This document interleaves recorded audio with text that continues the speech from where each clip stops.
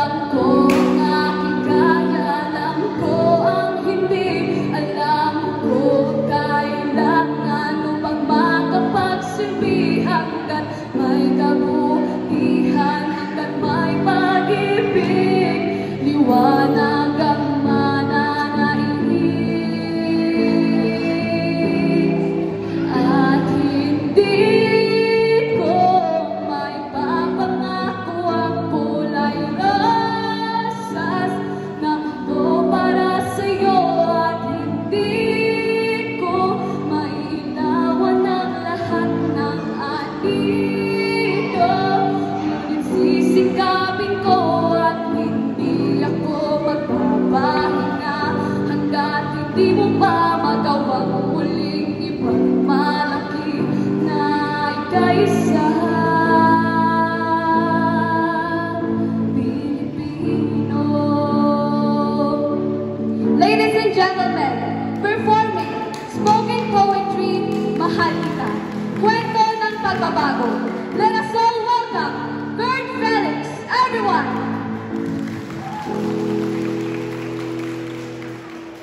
Ako si Kurt Felix at iniaalay namin ang presentasyong ito sa aming mga magulang, sa aming nay, sa aming nanay. Maraming salamat. At sa mga kapwa kabataan, nawa ito ay magsilbing inspirasyon para sa amin.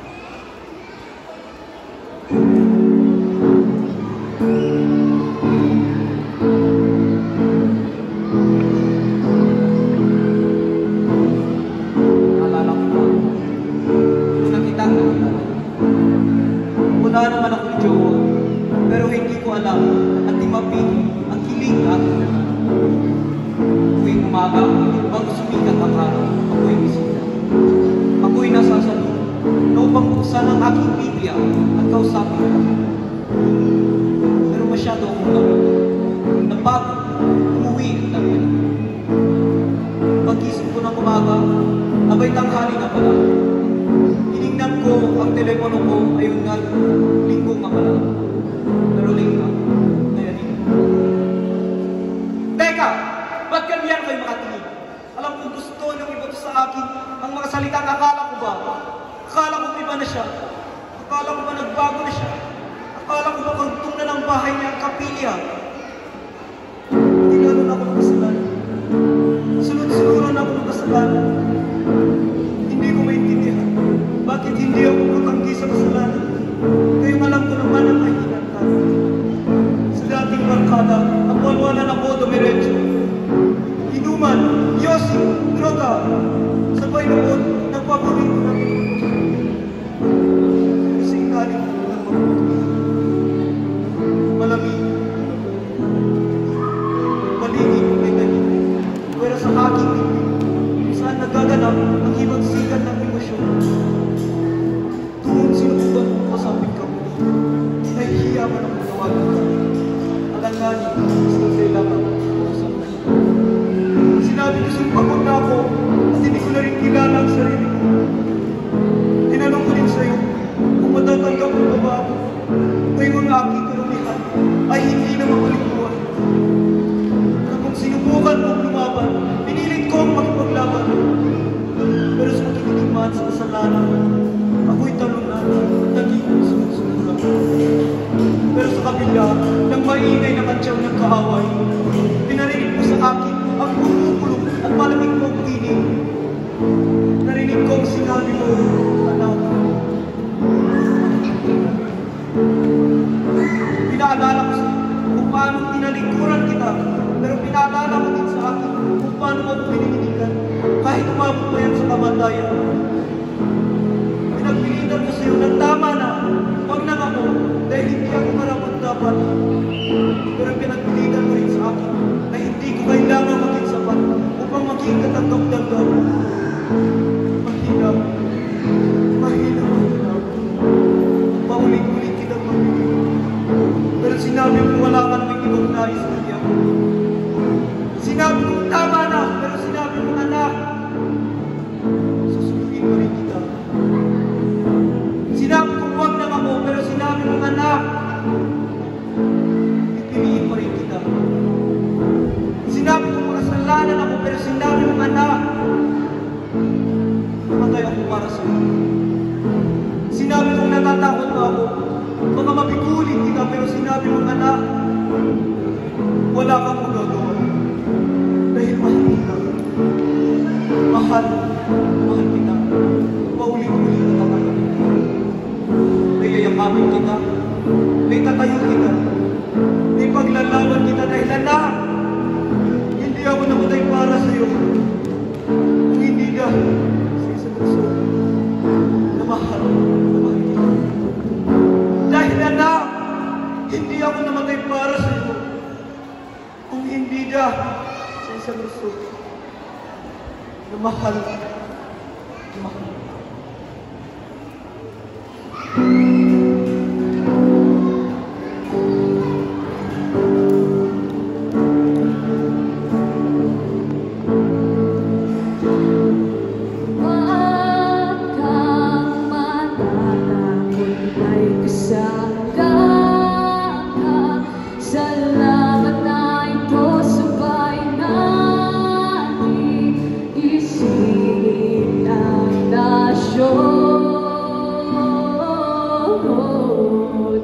At alam ko ang aking kaya, alam ko ang hindi, alam ko ang kailangan upang makapagsilbi hanggat may kabutihan, hanggat may pag-ibig, liwanag ang mananaig.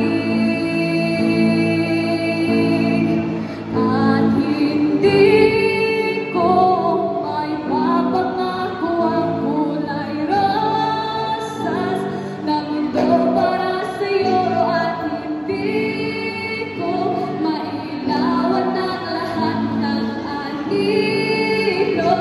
Pero sisikapin ko at hindi ako magpapahinga hanggat hindi mo pa magawang muling ipagmalaki na ika'y isa. Pilipinong may pusong sagutin ang tugon, Pilipinong may tapang na muling bumangon, Pilipinong buo ang paninindigan, alam ang tama ang totoo. Samahan mo ako.